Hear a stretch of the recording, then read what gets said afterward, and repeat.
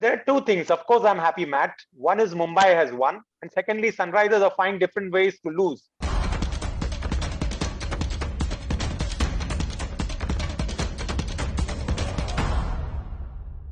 Hi guys, and welcome to Straight Bat with Anis Sajan, Mr. Cricket UAE and Gulf News. We had a crazy cricket match again tonight, and we're going to go straight over to Anis and see what he's got to say. Hi, Matt, and hi, everybody else. Before I throw light upon the match, make sure to log on to your favorite page, Gulf News, and predict the winner every day. And you walk away with this beautiful jacket, 2 winners every day, and 3 months of subscription. Matt? Yes, obviously, Mumbai win again. You must be a happy guy. But there are two things. Of course, I'm happy, Matt. One is Mumbai has won, and secondly, Sunrisers are finding different ways to lose. They dominate probably 70% of the match. And in 30%, Mumbai find ways. Now, when I say find ways, this is the sign of a good team whose batting in the middle is not doing well. But as soon as they are given a window of opportunity, they make sure that they don't let the opposition come back and take the game in their hands and finish the game. Cool. Well, I will confess that my connection lost halfway through tonight's match. So I'm going to go over straight to Gautam because he watched a lot more of the match than I did. Sunrisers chances, David Warner got 36, JB got 43. Gautam, how do you think Sunrisers chances were, and how do you think they fared? Yeah, I think it was a similar story to what happened with the Kolkata Knight Riders the other day. But I found this win a little more convincing to that extent that, you know, two guys like Johnny Bairstow and David Warner, they gave the team they were 67 for 1. KKR were even better at one stage, but then, you know, the way they dismantled the Sunrisers batting lineup, the thin middle overs, with again bringing Rahul Chahar, and then lastly Trent Bolt and Jasprit Bumrah. I mean, these two guys, when they come back for those 5 overs or 4 overs, they become extremely difficult to get away whoever the batsman is. So I would like to ask a question to Naeem. I think he is a Mumbai fan. So Naeem, I mean, it is isn't it becoming almost boring? What do you think? Sorry, can I just say Naeem is one of our competition winners, I think, and he's one of the guys that's one of these just by logging in on their Facebook. Right. Just to say that Naeem, welcome. Sorry, we didn't say that at the beginning. No, that's absolutely fine. Yeah. Thank you so much. I would like to tell all the viewers of Gulf News. Firstly, go on to the page, participate in the contest, and you can also stand a chance to win like this lovely jacket which I've got, which I shall be wearing hopefully soon, and I'll be uploading a video like Mr. Cricket and Gulf News on it. It's like a beautiful jacket, like the orange color, orange and blue. So coming on to your question, more than boring, okay. Because when you're supporting a team like Mumbai, you know for a fact that the team, it is very difficult to beat. You know for a fact, even if they are in a losing position, they once, as Mr. Anis said, if they get a window, they just pull this, they pull the match completely towards their side. And today, everyone would be talking about how Bumrah and Trent Bolt, especially Bolt in the last 4 overs. But for me, the player who played or had more similar kind of impact and which people won't be talking about would be Rahul Chahar. He did the same thing again in the match against Kolkata, where he picked up 4 wickets, and today he picked up 3 wickets. He picked up wickets. He picked up wickets of Manish Pandey, then that Virat. Picking up such wickets and getting these players out added some additional pressure towards the end on Shankar and Samad. Yeah, I'll come back to Anis with this. See, Anis, why I say that I find this one more convincing is, this wicket was not that difficult to bat on. I mean, you needed that particular skill set to keep the singles going and then look for the odd boundaries, etc. So this is where, and as you said at the beginning, that their middle order had not been doing well. But it, had not Kiran Pollard got into the act, they wouldn't have crossed 150. So this is the hallmark of a good team, that if it's required, you win ugly, to use a football parlance. So they do it so well, Anis. What's your take about it? Well, that's what is the greatness about this Mumbai side, that they find ways to win. Now, I've always believed, and I keep repeatedly saying that we all feel that T20 is the slam bound cricket there where you need to hit sixes and fours. But on wickets like Chennai, even though this one was not that difficult, you need players like the guys like Williamson, the Virat Kohlis, the Babar Azams, who can probably take singles and doubles and triples and make sure that you keep the run rate under control. You cannot just go out of the park and hit. This is not that wicket. And when the bowler is smart enough, he will get you caught at the long, big boundary. So the most important thing, which I'm afraid Hyderabad has not learned in this last 3 games, they built a platform. Warner and Bairstow gave them the platform, but the middle order is not able to finish the games. They're going for the glory shots rather than going for the single and double. Because in the end, 10 runs is easy to get rather than getting 17 and 18. But about Hyderabad, sorry, go ahead. Go ahead. About Hyderabad, one little question to Nisi. We had always praised Hyderabad for, for the way they go about their job without a fuss. They do buying where they need to, fill in the gaps. But this time, I find them a little arbitrary. I mean, 2 matches, you're trying Riddhiman Saha to open along with Warner.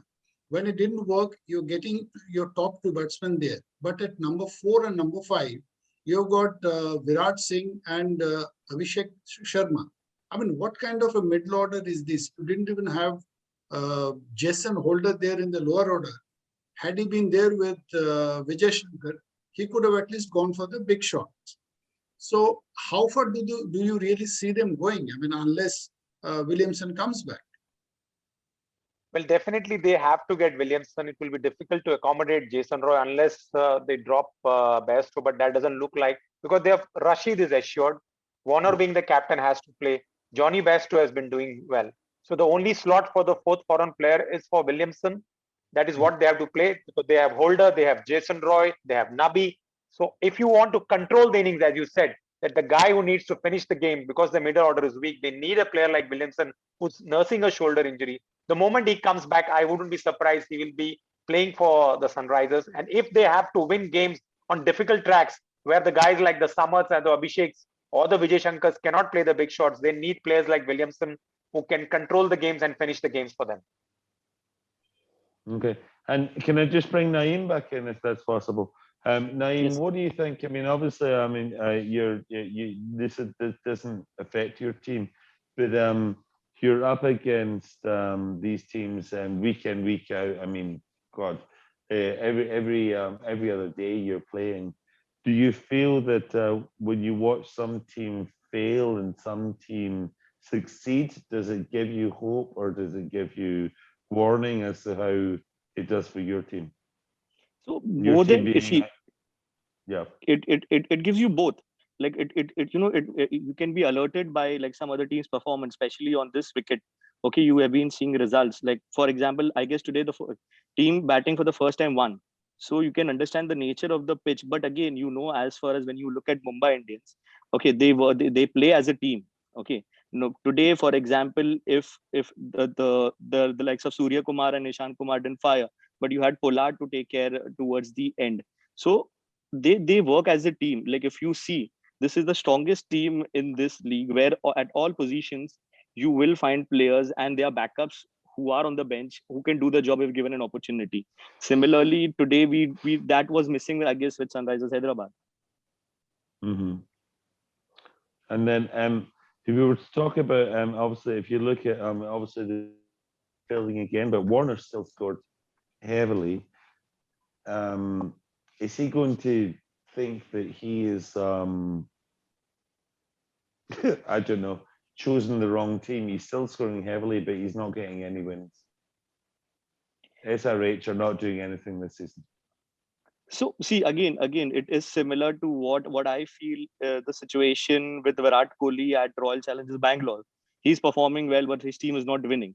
But he's still performing for his team with an hope that he'll win a title. But Hyderabad has won it once, so hopefully things might change for them also. All right, I think Gosson might have something to say about that. No, I think we will actually move on to Sunday. I mean, this Sunday we are going to have We're He going to doesn't have want to talk about RCB and Kohli. a Okay. double header. No, I mean, look forward because there is still a fair bit to talk about. Of Two course, very of good course. games, and I will Yeah. bring Kohli there because tomorrow you've got RCB playing KKR Yeah, in the first KKR. game. Yeah, so RCB on a high after 2 wins, and KKR will need to shrug off their disappointment against Mumbai. That's your first game. And the second game, of course, is what we call a North Indian derby with it's Delhi versus Punjab. So Yeah, first, two teams who have just lost. They've just yes, come off a loss, I think. Yeah. yes.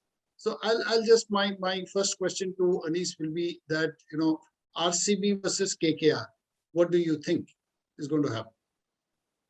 Well, obviously, KKR will be disappointed, and their confidence must have been dented after that loss to Mumbai. And whereas RCB, who has come on 2 wins from a losing position, rather, and against Mumbai, they were chasing, and then AB de Villiers bailed them out. And against Sunrisers, the same thing happened. What happened today? So Virat must be happy. And what important point which we discussed in this show was they are getting firepower in Maxwell this time. So definitely you will back Virat Kohli's team against KKR. But mind you, KKR has a very strong bowling attack. It's the batting which puts them into trouble. Well, Naib, what about Delhi versus Punjab? I mean, it's the North Indian derby, as I said. Delhi couldn't fire in the previous game. So did Punjab, but of course they were done in by Chahar. So what do you think? So I still feel it will be like a very tight game because both the teams they want to prove a point because Punjab last season played well. Now again, if you see, Punjab is still completely dependent on KL Rahul when it comes to their batting, and Huda played a match. But whereas Delhi also, they have players who have been chipping here and there. Other than I don't think so. Other than Shikhar Dhawan, someone else has played a inning that you can talk about. So it could be a tight game of both the teams where they're trying to prove a point and get a win.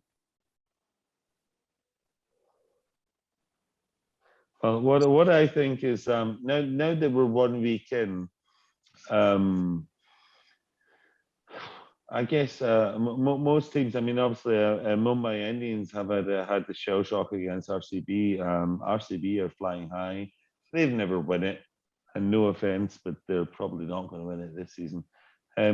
I think that it's just my opinion. I'm sorry, but I think that it's going to be really tight, as it always is. It always is. It's going to be really tight, and I don't think it's going to be like anybody's going to run away with it. I think that the things that you might see is like you might see a star batsman, you might see a star bowler, but the teams will all, and when it comes right down to the playoffs, we're going to see it come right down to the last couple of matches. Anis, do you agree with that? Just before we wrap up. Well, yes, it's going to come down to small margins, but I just want to say with a big heart, not because I'm only a Mumbai Indian fan, the question on everybody's mind is that how do you beat the big daddy? I repeat, how do you beat the big daddy Mumbai Indians? Rest all franchises will have to do their homework well. They might beat them in a one-off game, but to win the tournament, they will have to get all their aces up to beat the big daddy. Wow, I cannot wait to see Mumbai Indians lose. Honest, I cannot wait to see. No, Just to see it is like how you come back to this. it is like 7 team playing like for 59 days just to meet Mumbai Indians in the finals. Well said, Naeem. You're spot on. Yeah. So Good that's how luck, they've been KKR. dominating. Yeah. Good luck, Mr. G, for tomorrow's game against RCB.